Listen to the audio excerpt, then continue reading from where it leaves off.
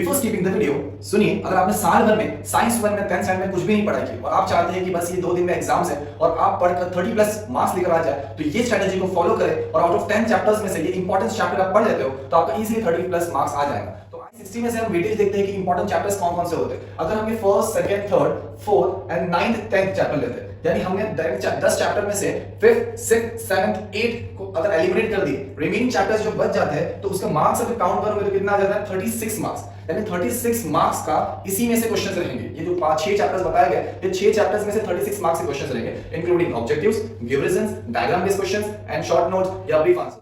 Newton's law of gravitation, Kepler's law. तो Kepler's law के अंदर क्या होगा, इधर केपलर्स लॉ के ऊपर लिखने के लिए आएगा या तो फिर केपलर्स लॉ का डायग्राम दिया रहेगा और डायग्राम के बेस पे आपको उसके जो क्वेश्चंस दिए रहेंगे उसको सॉल्व करना रहेगा। Variation the value of G, mass and weight and escape velocity. तो ये 5 क्वेश्चंस है, ये ग्रेविटेशन से जरूर करें। Merits and demerits of Mendeleev's periodic table, यानी जो मेंडलीव्स पीरियोडिक टेबल है उसका एडवांटेजेस एंड उसका डिसएडवांटेजेस लिखना है हमें। ठीक है। सेकंड जो है हमारे पास में क्या है, structure of modern periodic table. तो मॉडर्न पीरियोडिक टेबल का स्ट्रक्चर लिखने के लिए है या तो फिर उसके बेस पे क्वेश्चंस आ सकते हैं 1 लाइन के। इस तरीके से आप देख सकते हो स्क्रीन पर कि ये क्वेश्चन इस तरीके से आ सकते हैं कि जहां पर आपको क्या किया गया है, एक 1 लाइन पे यहां पर कुछ चीजें पूछी गई है। ब्लॉक्स क्या है, ये कौन से ब्लॉक्स में आता है, ये कौन से एटॉमिक साइज कितना है इसका। तो इस तरीके से आप ये स्क्रीन पे देख सकते हो क्वेश्चन। थर्ड चैप्टर की तरफ केमिकल रिएक्शन। तो केमिकल रिएक्शन तो चैप्टर होगा 6 मार्क्स का। तो 6 मार्क्स के अंदर हमें जो एक फेवरेट क्वेश्चन है रस्टिंग के ऊपर, तो रस्टिंग के ऊपर भी क्या होगा कि जैसे आप स्क्रीन पे देख सकते हो कि ये रस्टिंग के ऊपर डायग्राम दिया हुआ है और उसी के बेस पे 1 लाइन के 5 क्वेश्चंस दिए गए। तो ये 5 क्वेश्चंस के बेस पे आंसर लिखे,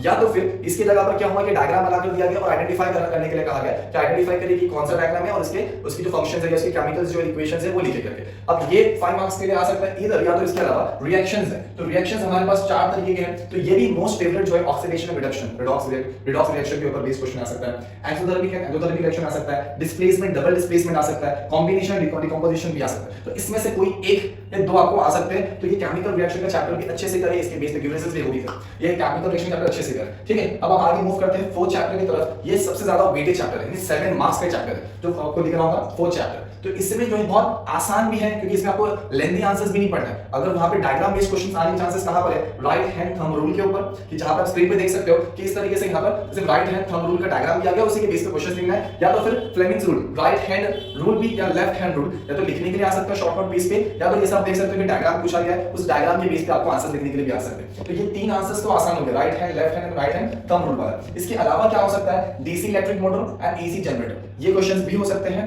या इसके अलावा इंपॉर्टेंट ये भी है कि magnetic effect of electric current, 5 marks के लिए ये क्वेश्चन भी आ सकता है, magnetic effect of electric current. तो कोई बच्चे ऐसे होंगे जिसको डर है कि मैं साइंस में फेल हो जाऊंगा, तो अगर वो स्टार्टिंग के 4 चैप्टर्स भी कर लेता है, including objectives, give reasons, diagram based question, ये सारे मैंने क्वेश्चंस बता, ये सब अगर वो कर लेता है तो 24 मार्क्स तो उसको बाय डिफॉल्ट इसको इजीली मिल जाता है। अगर बस जस्ट पास नहीं होना है, स्कोर करना है, तो हम 4 चैप्टर के आगे जो बढ़ते हैं, हमारा जो है 9th चैप्टर, डायरेक्टली हम 9th पे जंप कर लिए कार्बन कंपाउंड पे। कार्बन कंपाउंड भी जो है ये जो सही भी जो चैप्टर है वो 7 मार्क्स वेटेज लगता है। अब इसमें कैसे क्वेश्चन है, ये भी जो चैप्टर है ये भी इसमें आंसर्स बड़े-बड़े नहीं है हमें याद करने के लिए, लेंथी आंसर्स नहीं याद करने के लिए, शॉर्ट आंसर जैसा यहां पर देख सकते हो कि यहां पर डॉट स्ट्रक्चर, सब स्क्रीन पे देखोगे डॉट स्ट्रक्चर के बेस पे किस तरीके से क्वेश्चन आए हुए हैं, या फिर आप यहां पर देखोगे कि saturated and unsaturated hydrocarbons distinguish, या तो फिर उसके बेस पे जो 1 लाइन के जो क्वेश्चन दिख रहे हैं आपको अल्केन्स पे, एल्कीन्स पे, अल्काइन्स पे, तो इसके बेस पे भी आपको ऐसे क्वेश्चंस आ सकते हैं। या फिर आपको फंक्शनल ग्रुप पूछेगा या उसके जो फार्मूले है, जनरल फार्मूले वो पूछ सकते हैं, या फिर आपको जो है उसका आईयूपीएससी के हिसाब से जो दिया गया वो आपको क्वेश्चंस आ सकते हैं, या होम मार्क्स के लिए आपको चाहे तो ई सर्टिफिकेशन के ऊपर भी क्वेश्चन आ सकता है। याद करने के पॉइंट ऑफ व्यू से अगर देखा जाए आपको बहुत कम याद करना है और ज्यादा मार्क्स है वो आपके पास है 9th चैप्टर और 7th चैप्टर। देखो इसमें ज्यादा डायग्राम क्वेश्चंस आने के चांसेस है,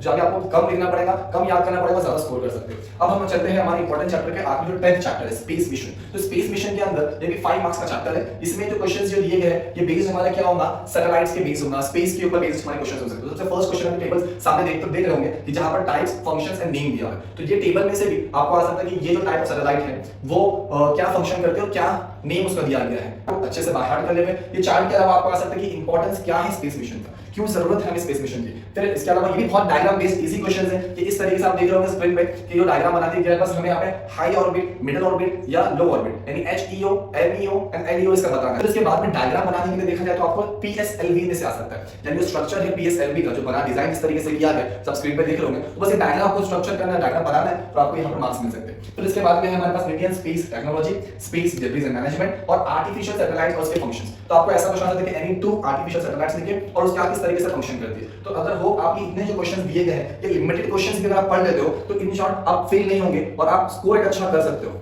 ठीक है, अगर आप चाहते हैं कि मुझे और मार्क्स चाहिए, मैं आउट ऑफ लेकर आऊं, मुझे टॉपर बनना है और अच्छा स्कोर करना है, मेरिट्स मिलाना है, तो ये अदर जो रिमेनिंग के चैप्टर्स हमने स्किप कर दिए थे उसके कुछ क्वेश्चंस दिए गए हैं। ये एक्स्ट्रा क्वेश्चंस देख सकते हो कि फिर एनोमलस बिहेवियर ऑफ वाटर भी आप पढ़ सकते हो। लॉ 6 चैप्टर में से law of reflection important question है, twinkling of star, dispersion of light, early sunrise, delayed sunset या रेनबो कैसे फॉर्म होता है, ये क्वेश्चंस आप 6 चैप्टर में से पढ़ सकते हो। 7 चैप्टर की बात करें तो वुमेन आई का डायग्राम बनाने के लिए आ सकता है, जो हमारी आई और विजन जो है वो किस तरीके से डिफेक्टिव हो सकता है, उसको किस तरीके से करेक्ट कर सकते हैं, वो क्वेश्चन आ सकता है। या उसके अलावा 8वें चैप्टर्स में से कोरोजन को किस तरीके से प्रिवेंट करें और फ्लोट फ्लोटेशन, ये क्वेश्चन अगर आप चाहे तो फर्स्ट टारगेट रखेंगे हम ये पूरा कंप्लीट कर लेंगे। अब उसके बाद अगर टाइम बचता है हमारे पास तो ये कर लेते हैं, तो ये ऐसा हो जाएगा कि आप 35 प्लस मार्क्स का क्वेश्चन अटेम्प्ट कर सकते हो। All the best. आप शेयर करें अपने उन दोस्तों को जिसने अब तक साइंस में कुछ भी नहीं पढ़ा, डरा हुआ है कि मैं फेल हो सकता हूं, तो उन्हें ये क्वेश्चंस बताएं और एटलीस्ट उन्हें कहे कि ये 6 चैप्टर्स तो पढ़ ले, या एटलीस्ट स्टार्टिंग के 5 चैप्टर जो मैंने बताया ये तो कम से कम वो पढ़ के चले जावे ताकि उसे अच्छे मार्क्स मिल सके या वो पास हो सके, फेल नहीं हो सके।